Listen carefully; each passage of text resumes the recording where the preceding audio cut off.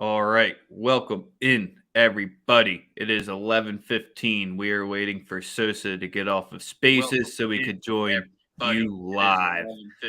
We are back from our hiatus. It's the longest break we had in Daily Bread history, but we're going to be coming back with some fire. 2-week break. It is what it is, but it's number 250. We're here coming at you 1 year anniversary next Wednesday, so we'll have another show for you there. You might see us again later. Who the hell knows? But it's Daily Bread, Thursday's edition, the best spot to get your best bets for the MLB and Game 6 of the NBA Finals. Essentially, we're going to be talking about the entire time if there will be a Game 7 since we only have 9 MLB games at you. The show is powered and sponsored by the Wise Guys Diamond Club. Be sure to be jumping in there before the NFL and college football seasons.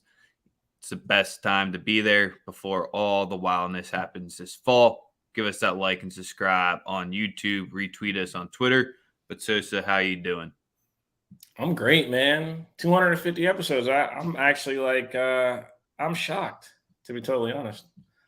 I didn't, I hit you up about a year ago and I was just like, yeah, man, let's do a show. And you were like, yeah, we could do that, but I got something going on with other people, and then after one episode, you quit working for them. So glad you saw the light, my boy. I'm glad we connected. I'm glad that we've been able to provide an amazing service to the people for the free. We're gonna keep doing it as long as we're allowed and able to do it. There's a bunch of people who've joined up with us. Whether it's J Money, Jammer Bets, Bullpen Bets, Spin Doc Sports, Simba Bets, Roddy. I'm trying to think of all of our guys. JD Yonkers. We had CFB Winning Edge, one of our first guests I think we ever had. Wild list of guests that we had. Wham. Our boy Smurf, Dumb Brain Picks. Appreciate him. My boy Goose, who's like the sweetest dude of all time. Chuck has a man crush on him. Chuck from Kansas City. He will be we all know that Goose will be the mayor of Rahway, New Jersey at some point. He's made that explicitly clear. I'm trying to make sure I don't forget anyone, man. Melissa Cunningham, who hasn't been on our show but always supports the show. Anand Nanduri, obviously he chipped in on a couple of episodes. Sports Guy, our boy Bleed Green Bets. No. UFC Lock of the Year. Absolutely. So I think it's just want to express how thankful I am for those people rocking with some new guys on the block who just we started from zero and we're here now. And I'm very, very thankful for the people that have contributed. It's not just a two-man show. We've had a lot of people assist us and help us along the way. And Michael Means, have to shout out Sam Miguel, bro. My man was rocking with us from the jump. See, I hit you. I did it before you said it. Yes, sir, my boy. I don't forget my folks. If I forgot you, it's because Rex made me wait 20 minutes to get on the show today, and that's my story. But yeah, other than that, man, again, exceedingly grateful for the people that have rocked with us from day one, and hopefully we can continue to keep going. That's it. That's it for me as far as that goes. Yes, sir. And I doubt we'll ever take a 2-week break again. Exactly 2 weeks. And not much changed. No. Baseball season just went from game 55 to game 75. Teams still don't give a shit. NBA Finals, there's going to be a game 7. Spoiler alert. But anything else we want to get into before we get into the MLB bets? The fucking Braves, man. 14-game win streak. I hate seeing Roddy happy. I hate it. How about that no-hitter getting broken up in the bottom of the ninth or at the top of the ninth? Shohei Ohtani hitting a fucking triple. Craziness, right? Yeah, meaningless baseball shit. Oh, I forgot. You can't celebrate the Phillies being good all of a sudden because Girardi's gone, but you got it. Yeah, I mean, there's not much analysis I can give on baseball. Like, it's literally been the usual suspects. All the teams we expected to be good are good. The Mets just haven't fallen off yet. That's really the biggest thing.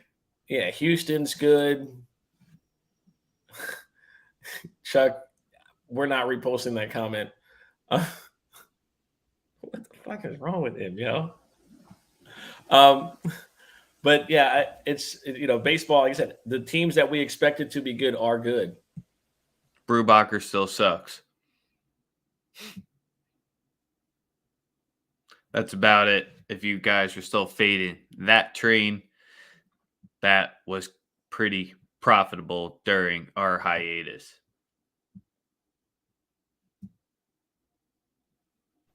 Absolutely. But yeah, baseball, like I said, it's the usual suspects right now. Every team we expect to be good is good. It's been as chalky as it possibly can get. So that's all I really have at this point. No one is surprising. Houston's good. The Yankees are good. The Mets are good. The Dodgers are good. I didn't leave the resort, so I have no idea. There is a real casino there, but that's why you support your local bookie, and it really doesn't matter. Absolutely. Yeah, there's like 2 blackjack tables. There's like 10 slots. I was just like, there's no way I'm spending more money. So yeah, we can get into today's plays. I got 3 of them out of these 9 games. First and foremost, the play that I'm leading with is ironically in the Phillies game, right? It's Wheeler Day. Absolutely. I'm rocking with the Phillies team total. I think they get off a little bit of after that win yesterday. I really do want their first 5 team total against Corbin. I also like Castellanos total bases, 2+ total bases. I think both the plays are solid. He didn't have a good game yesterday. I look for him to bounce back. He hits lefties very well. So you can go with him or Hoskins. Obviously, Hoskins looked good against the last lefty he saw. But right now you can get Castellanos at -125. And you can get Hoskins at -130. I think both are very good bets. Castellanos is my official, though, 2+ total bases. And I like the Phillies' first 5 team total over 2.5. I don't know the price you have it at. For the first 5, let me pull it up. But with the Phils, they should be able to get back right against Washington. We've been saying it since one of the debut shows. They just suck against the Marlins recently. There's no logical reason behind it. They just can't hit the fish, or the fish just destroy them. You have the Nats looking like what they're going to be, the 4-game losing streak. Soto's a little bummed up or banged up as well, which doesn't really help their chances.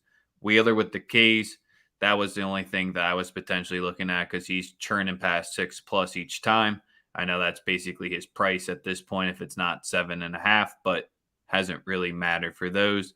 The Phillies on the first 5 is sitting at -145 on the run line, which isn't too great. And then they have the 3 on the team total, or 2.5 if you want it juiced.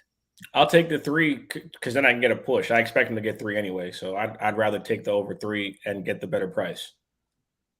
Because again, on a 3 you push. I would much rather that, even though their number for the game is at 5. But obviously that's reflected based on them facing Corbin, who's been a walking fucking trash can for the last 2 calendar years. 6.65 ERA so far this season. How long till he gets optioned to the minors? We said that Adon shouldn't be pitching in the pros, and then the very next day he got optioned to AAA. How long does this go on with Patrick Corbin? I guess they can't option him, right? Because he gets paid so much fucking money. Yeah, that's what I was about to say. That price tag is kind of his issue. But hey, you got the ship. Does it really matter? You make a valid point, right? Winning a championship will make you forget how overpaid some athletes really are. That's a great point. As I was about to say, he did it the one season he needed it. Past that, he's still been drinking that champagne. I like how we have this little side chat argument beef going on in the side right here. I mean, not a bad idea. He'll probably get revitalized and then get another huge contract if he goes to Oakland. Montas still hasn't been freed yet, but we can't talk about him. The one spot that I am definitely looking at tonight here is where you basically get a pick 'em. You got the Mariners at home at a plus 110 price, facing Ohtani here. Do you like anything in this one, since Ohtani has kind of owned the Mariners in all of his starts so far? I will sprinkle him. I will sprinkle his strikeouts. I'm just waiting on. Spin Doc to drop some analysis. I know he's not extremely high on Ohtani, seeing that Ohtani's the way he pitches, he forces you to chase a lot. Familiarity in the division can make it an interesting thing, even though, like you said, Ohtani's been absolutely lights out. But so was Verlander before 2 starts ago, and you called Seattle smoking him. So it's a tough ask, in my opinion. Yeah, it's Ohtani's first start against the M's this season. The last 2 last year, he only gave up 3 runs in 13 innings and combined for 20 strikeouts. He had 10 in each of the games. So that's kind of where you kind of just have to trust it. Absolutely. He had 6 in his first appearance, and that was all the way back in 2018. So if you're just looking at the last 2, he got him. And my second official is coming out of the Yankee game. Tampa Bay Rays at New York Yankees. I like the New York Yankees team total over 4.5. The pitching matchup, it tells me it's a good possibility this may be a bullpen day. Severino's been looking very good. He's gone over his strikeouts last 3. He's got full velocity back. I mean, he's touched 100 a few times here over his last 3 starts. I veer towards the New York Yankees continuing to look good. The whole, Tampa Bay Rays owning them from last year thing is kind of out the window for me. The Yankees have asserted themselves as the best team in baseball. They're better than the Dodgers right now. I have no qualms. Obviously, it's a very long season, but right now, today, the best team in baseball is the New York Yankees. And you want to know when they stop becoming the best team in baseball? What was that? You want to know when they're going to stop becoming the best team in baseball? Yeah, when the games start to matter. No. In about a week or so, when they have to get Chapman back into the closer spot. And how the hell are you going to move Holmes out of that? I don't fucking know at this point. And Chapman's ego isn't going to let him to be a setup guy. So they're really going to have to milk Holmes to say, we're going to use you in the more important situations in the 8th when you're facing the top of the lineup. Let Chapman get the little duds out at the end. And then I forget who else. They have 2 other pitchers that are going to be coming back to their bullpen as well, because that's what's been clean. All of what Chapman's parts in the early, he didn't blow a save, but he was allowing runs and he was getting guys on. And he was I think that is one thing. Once he gets back into that team full time with Holmes the way he's been chugging, man, I don't know what you do with Chapman at this point. I know it's not gambling related, but I think that's something to be looking for. I think it's a good problem to have.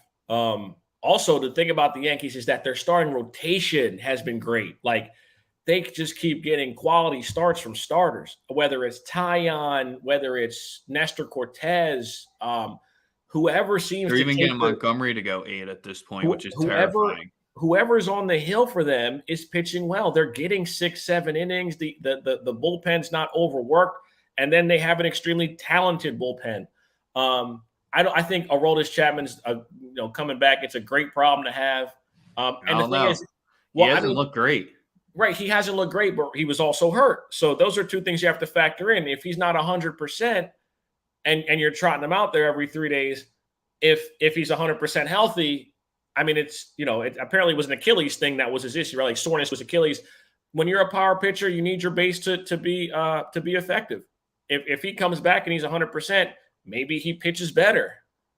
And in the event that he doesn't, having Holmes available is a great second option. I wouldn't mind the Dodgers trading for Chapman at the deadline. I fucking hate Kimbrel. I think he fucking stinks. Imagine being a Dodger fan for the last decade. You get rid of Kenley Jansen, then you bring that fucking bozo in. Oh my God. Who's the Phillies all-time leaders in saves? This is the most frustrating answer. Papelbon. I don't want to talk about that, but Papelbon. So yeah, that's where let's make saves. Why are they even important at this point?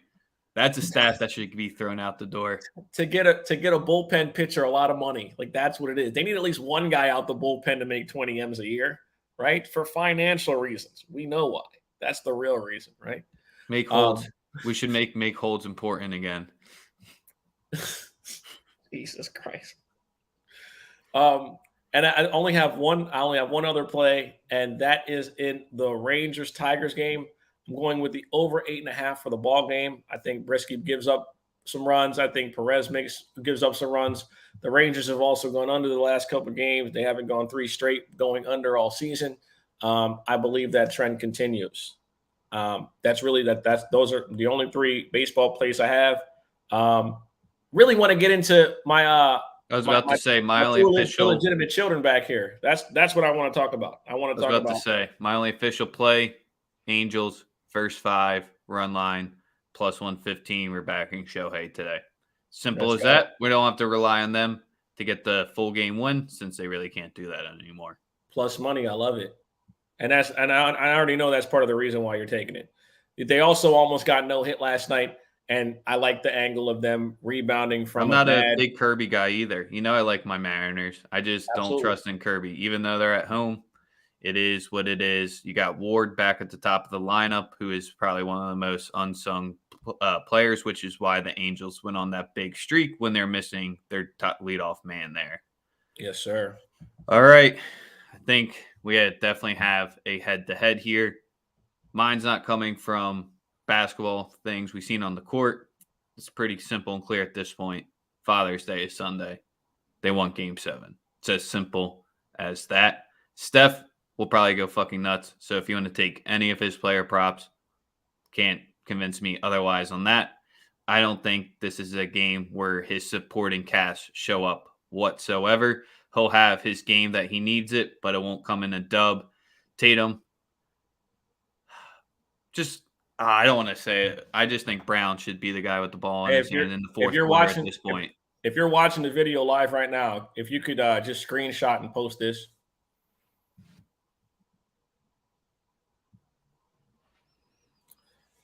This shit is over, dog. Cut it out. Scott Foster's not reffing tonight. What's next? Matter. What's next? What's next? It's sleepy bye-bye time for these children. It's past their bedtime. All right? The Celtics' deficiencies have been identified. They need a point guard. They let the defense of the other team dictate the shots that they get. That's what I've been seeing. Not a knock on Jason Tatum being talented, not a knock on Jaylen Brown being talented. The Golden State Warriors have forced this team to take the shots that they want them to take. And it takes nuclear shooting performances to keep Boston in games. That's all I've seen in these games. People keep telling me that Boston can get to the paint whenever they want. They can get to the paint whenever they want. They can't get to the basket whenever they want. There's a difference. Getting to the paint and shooting a 10-foot, 12-foot contested jump shot, that's a win for Golden State. Getting dribble penetration and a kick out to Al Horford shooting a 3, that's a win for Golden State. They need a point guard.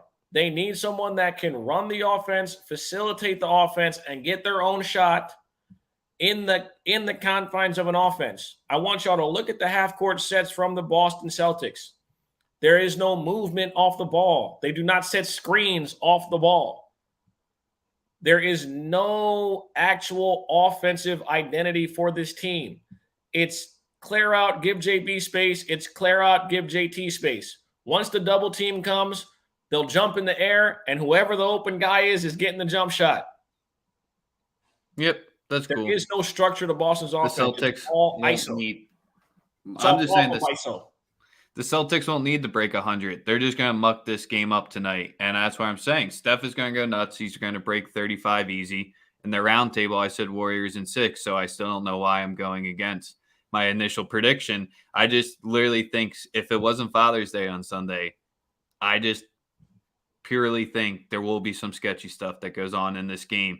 And Tatum, at this point, this is his put up or shut up game. And I'm going to put some faith and put some backing into him here.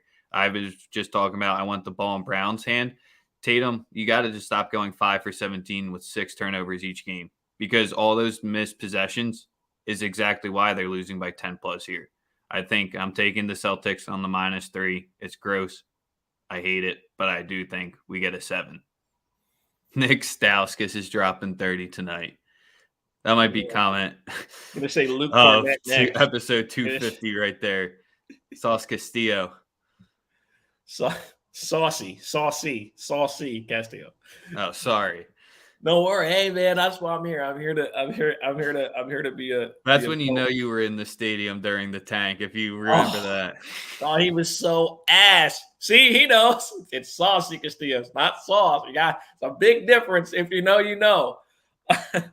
And also, so yeah, just some takeaways from final things before we get on from this game and get out of here.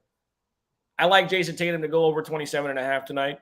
I think even if he doesn't make shots, that the referees will make sure that he gets some calls. I'll be very, very excited to see how Boston goes about this. Steph Curry shooting so terribly in the last game obviously would tell us, hey, we don't think he can shoot that badly. He hit 7 2-point shots the other night, so he was still effective. He just didn't hit a 3-point shot. Had 8 assists, I believe, as well. Andrew Wiggins has been great on both ends of the floor in this series, rebounding the ball and playing great defense and not allowing a lot of easy looks at the rim or even allowing the guy he's guarding to get to the rim. I expect to see a lot more of that. If Jaylen Brown does not come through tonight, he's in trouble. I think Jaylen Brown has to play well tonight. I think that was his first mess up game was the last one. Right. But again, I think that he is. Do you know who needs to play a lot better and just not fucking shoot the ball? Derek White. He was so shot happy because it was exactly what you were saying. Kerr schemed it against them and said, Derek White, if you want to take 3 dribbles, go to the corner and take a fadeaway with 6 seconds left on the shot clock with down 6, be my guest. Yes, sir. Ime is going to be up in there. I think White will see a smarter one there, but put him my backing because if you say Tatum's getting 27 plus, Celtics are covering that 3. Yeah, no. We'll have another lunch bet for everyone. Don't you worry. And we'll make sure to redeem it tomorrow as well. I'm also rocking with I like the idea of Game 6 Clay. I think Wiggins plays well. I like Wiggins' points. Jordan Poole's threes cashed out for us 2 out of 3 times that I bet him. He was at plus 250 last game. I would not be afraid to lay that. He ain't hitting a 3 tonight. If Golden State, I think Golden State wants to win today. I think that Steph Curry wants to hang out with his kids on Father's Day. So I think this ends tonight. Y'all should have knew this was coming though. Every time Kendrick drops an album, the Warriors win. I mean, Mr. Morale's good, but it ain't, it's not Section 80 and it's not Good Kid, Mad City, but different conversation, different. We're going to see fake Clay make more buckets than real Clay tonight. He's banned for life, so he can't enter NBA Stadium ever again. So that's not happening, unfortunately. Before we get out of here, I do have to shout out. Was it worth it? Was it worth it? For him, maybe. I mean, all he has to do is shave the beard, and no one won't even notice him. So you know what I mean? Like, it's easy to get into an NBA stadium. Just put a mask on, and he's good. Because nowadays you can wear a mask and not look like a weirdo. Hello. Couple other people I have to shout out before we get out of here. KD 2 times, my man from Montreal, Raiders. Love you, brother. I appreciate you. Thank you for rocking with us. 250 in the books, my man. I don't know if I said Jammer Bets. I'm pretty sure I said Jammer. Pittsburgh guy. Real Simba 4. Have to shout him out. Simba Bets. He played a big part on bringing the energy with the Dallas Cowboys on Sunday morning quarterbacks. Bleed Green Bets, our boy Picari from Detroit. Oh, yes, Picari. A true Detroit sports fan through and through. We greatly appreciate you, my brother. Trot Wham Talk, one of the homies that was doing this before us that really helped inspire some of the thoughts and things that we've put into this work. Shout out to him. Shout out to It's Durrell, who does a morning show every day for the NBA. He was rocking with us from the jump.